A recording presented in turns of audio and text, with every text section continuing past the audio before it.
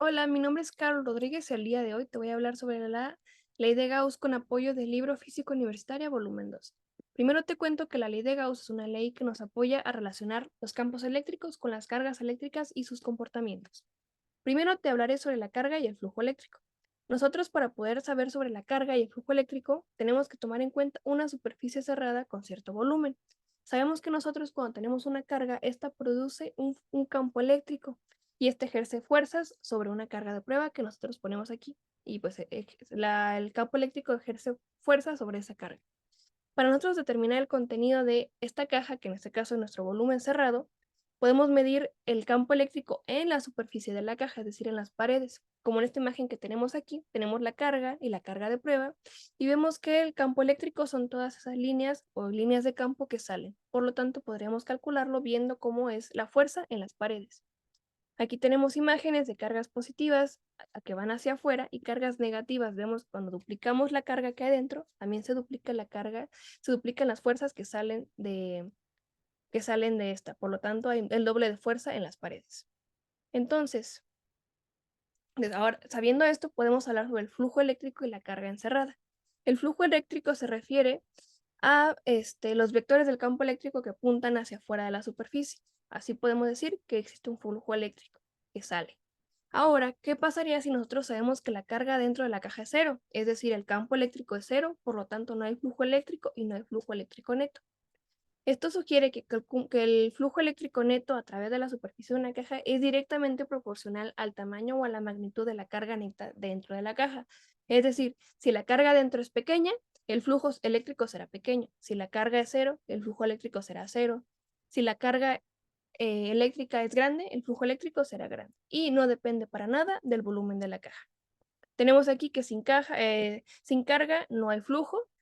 Cuando hay carga neta, es que el flujo que entra es igual al flujo que sale.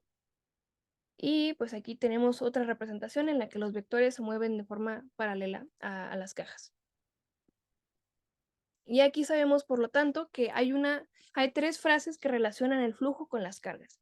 El flujo neto que se hace al exterior o hacia el interior depende del signo que tenga la carga encerrada.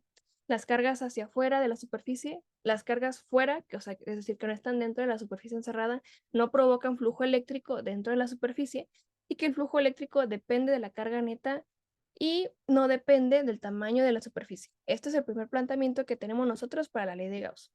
¿Y cómo es que nosotros podemos calcular esto? Pues primero debemos saber que hay dos tipos de campos, campo eléctrico uniforme y que no es uniforme. Para esto tomamos la letra phi E, que es el flujo eléctrico, y pues nosotros sabemos que es el campo eléctrico por el área, ya que tenemos las paredes de la superficie cerrada.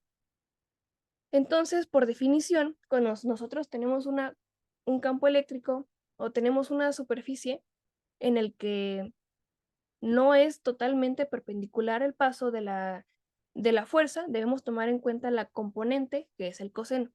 Por lo tanto, ahí, en la fórmula en la que esto no pasa, tenemos que tomar en cuenta el coseno. Cuando es totalmente plana la superficie y perpendicular al área, no se toma en cuenta el coseno del ángulo, ya que pues el coseno realmente pues no hay inclinación. Aquí tenemos un ejemplo de cómo el ángulo es igual a cero. Una disculpa, aquí tenemos un ejemplo de cómo son paralelos, es decir, no hay una inclinación.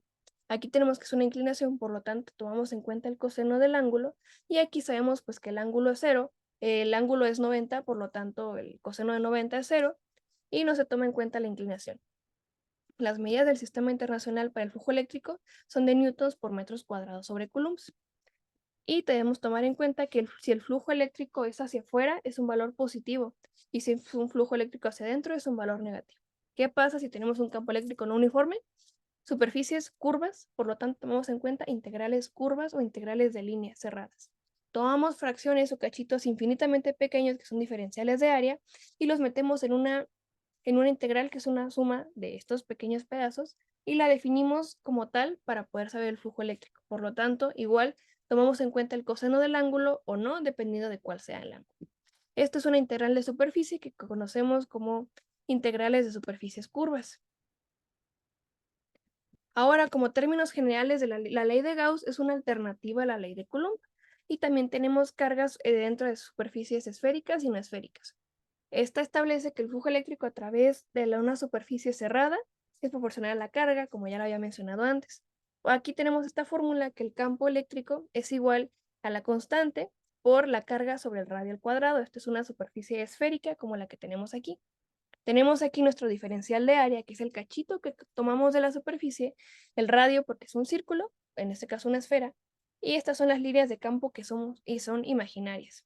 En este caso, pues, también se puede interpretar en las líneas de campo, y esto se cumple para todas las regiones de la esfera porque es una esfera que es totalmente uniforme.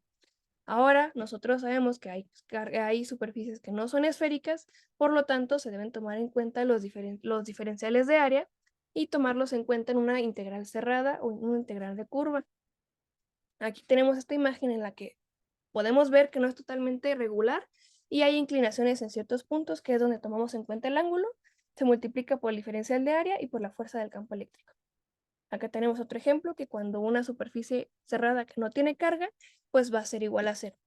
Y la forma general de la ley de Gauss es que, totalmente citado del libro, es que el campo eléctrico total resultante en cualquier punto es la suma vectorial de los campos de las cargas individuales. Es decir, que el resultante es la suma de todas las fuerzas que ejercen cada carga que hay. Si hay una sola carga, pues no hay una suma. Si son dos cargas, pues en esa dirección será la suma de las dos componentes vectoriales en ese punto. Es decir, que la Q es la carga total encerrada por toda la superficie, es la suma de las cargas. Entonces tenemos esta integral cerrada, que es la ley de Gauss en general, y la podemos interpretar como que el flujo eléctrico total a través de una superficie cerrada, no tiene que ser necesariamente uniforme, es igual a la carga eléctrica total neta dentro de la superficie dividido por epsilon a la cero. Y pues eso sería todo por el momento. Muchas gracias. Espero que hayan logrado entender un poco más sobre la ley de Gauss y que se interesen mucho más por los sistemas eléctricos y lo fascinante que es la física en cuanto a temas de electricidad. Muchas gracias y sigan aprendiendo sobre Gauss y su ley. Muchas gracias.